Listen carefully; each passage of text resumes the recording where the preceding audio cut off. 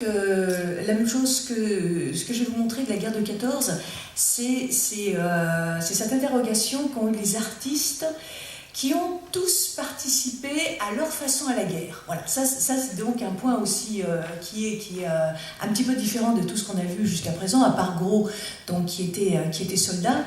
Là, pratiquement donc tous les peintres que je vais vous montrer ont été mobilisés. Et donc le nombre d'artistes d'ailleurs qui ont été mobilisés, certains sont morts d'ailleurs à la guerre, c'est absolument considérable. Donc pour eux qui ont vu, c'était comment décrire. Et pour la première fois, voilà, la question se pose. Jusqu'à présent, vous avez vu que même s'il y a évolution sur la sensibilité, sur le style de représenter en fait la guerre, jamais en fait les artistes ne se positionnent comme étant voilà, au cœur même de la guerre. Et il n'y a pas cette interrogation, c'est j'ai vécu quelque chose de terrible. Comment je peux encore représenter tout simplement avec les moyens classiques que j'ai. Voilà. Et c'est là où la guerre de 14 va être, pour tous, pour la société de l'époque, va être une remise en question absolument considérable. Et on va voir que pour les artistes, de la même façon, c'est considérable. Alors, rapidement, ce qu'on va voir, c'est que je vous ai choisi justement 4 artistes qui sont de 4 nationalités différentes, et voir comment chacun, justement, va essayer de trouver, je dirais presque les mots pour le dire, ou tout au moins la couleur pour pouvoir justement montrer l'horreur.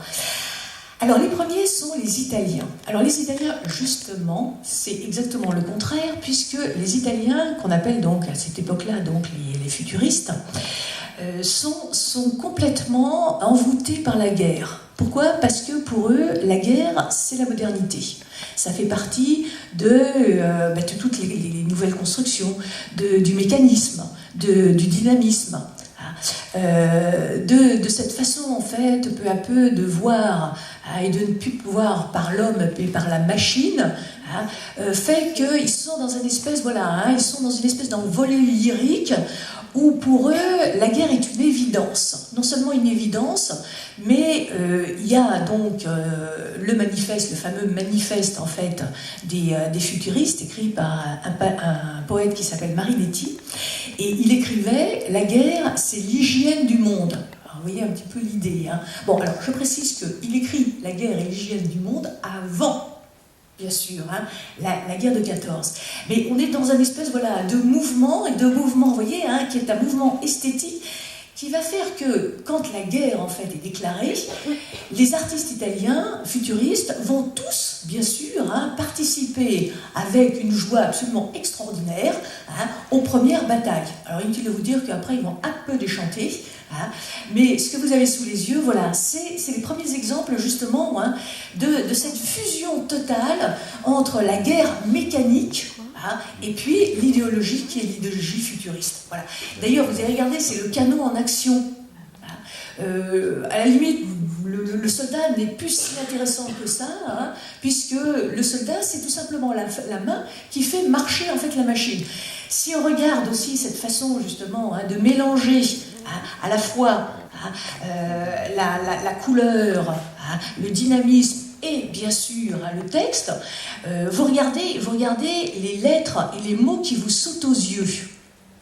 Comme si, vous voyez, il y avait une fragmentation en fait de la bombe, et que tout à coup, voilà, les mots arrivent, et les mots qui arrivent, c'est un peu étonnant. Attendez, parce que je vais vous noter là. Voilà, vous avez